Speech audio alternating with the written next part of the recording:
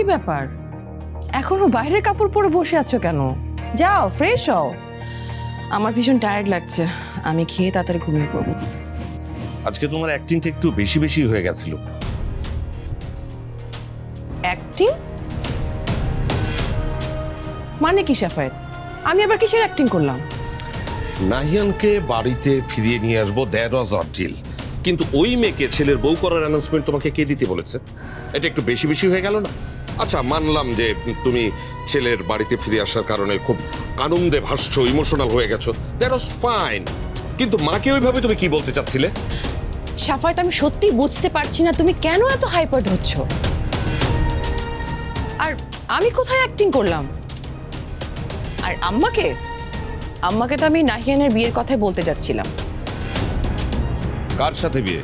সাফায়েত, তুমি এরকম বাচ্চাদের মতো কেন প্রশ্ন করছো? আর কার সাথে? মেঘা ছাড়া নাহিয়ানের আর কার সাথে বিয়ে হবে? Have you lost your mind Lubna? তুমি কি বলছো তুমি বুঝতে পারছো?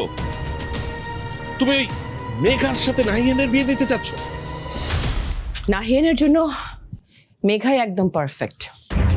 ও স্মার্ট, সুন্দরী, সাহসী, বুয়েটে চান্স পেয়েছে।